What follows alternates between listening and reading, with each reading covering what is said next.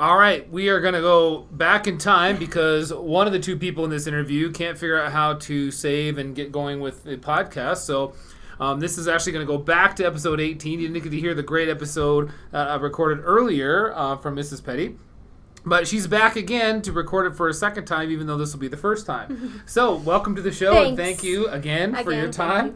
So, tell everybody again, how did you get your start in education? I started off when I was 7 years old. I loved my first grade teacher, which is why I also am a first grade teacher. But since just seeing her and how sweet and compassionate she was to everyone, I was like, teaching is the best. So when I would go home, I would play teacher, and I know my friends would all hate that every time I would play with them, it would just be teaching, and I would pretend to grade their homework and things like that. So then from there, I did volunteer work when I was in high school. I did this thing called ECE, which is what they still do right now, which is awesome. And then I went to the University of Northern Colorado, and I got my degree in elementary education. And I'm sure there's more to that, but I've been all over the place. That's Many true. different schools. That's true. So one thing that people don't know if they haven't been in your classroom is what a great job you do creating that kind of community in your classroom. So tell us a little bit about how do you go about fostering that? Well, it all starts from the very beginning of the year. Like, we get into this restorative circle, and I ask them their names and just simple things like what their favorite color is, just to get to know them a little bit better. We actually do like a big group hug at the beginning, saying we're a family, so that we can start off that way, like knowing we're going to be with each other several hours of the day for 5 days a week, so we are a family, and you have to treat people with respect. And then, if they have something awesome that they did that weekend before, they really want to share it, I let them share it with the whole class so that they just feel like they can express themselves in any way they can in the classroom. Yeah. And I think one of the things that you don't know about Miss Petty, too, is she listens to those things. So not kids just get a chance to talk about it, she actually listens and references it later. So another thing you do really, really well that I hadn't picked up on until probably about the last month or so is how do you celebrate your students? And you're constantly celebrating students for all kinds of different things. Right. Well, like the other day I had a little one, and he read this book for the first time all the way through, and he was so excited. And instead of just being like, oh, good job, like go read it to your mom, I had him read it to the class, and he loved it. And then all the other kids see that, and they're like, oh, I want to do that too. So they challenge themselves to read those books or find those just right books that they can read and share with everybody. So I think that's something that the kids really love, and even just having their work up on the wall is something they see and they're like, oh, I did that. That's awesome. Like, I'm glad that my part is in this classroom. Yeah. Yeah, kids are very proud. 5 and 6 year olds very proud of what they can do. That's for sure. So again, if people don't spend time in your classrooms, they don't realize how hard this is. But how do you reach each and every one of those kids? And I'm not just talking like a group of kids or usually like the best behaved kids. It is every single kid in your class receives the same amount of attention. So how do you then reach all those kids?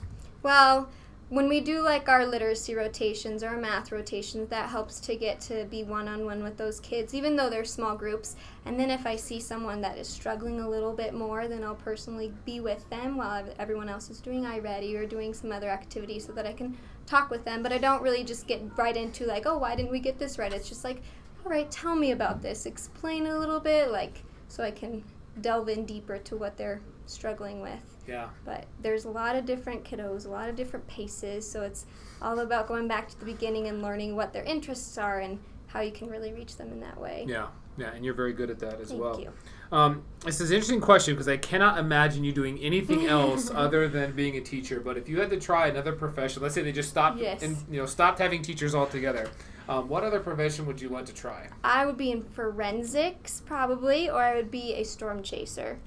So I have two, which are very different than teaching. I have always wanted to I love tornadoes, and I would love to just chase them and follow them around, and I love weather. My grandma always says that I should be a meteorologist, but teaching is always my number one. And then forensic, I love science, and I love incorporating that into the classroom. I know forensics is a little bit more than a 6-year-old can handle, so any other little science aspect or chemistry, I love that. So I try to include that into my daily life because it's something that I enjoy too. Yeah, that's super. Not what I was expecting, No. but super interesting. All right, this is a great story. Tell me about your hero. My hero is my sister. She was a teacher for like 4 years. She did preschool, she did kindergarten, and now she's a stay-at-home mom to 3 babies, which is a job in itself.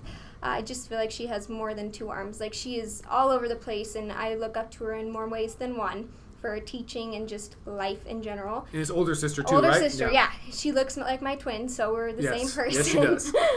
But just seriously, anything she does, I look up to her every day, and I just love her. She's the best. And I would definitely agree to that. They look exactly like they like same size and everything. It's kind of scary. That's for sure.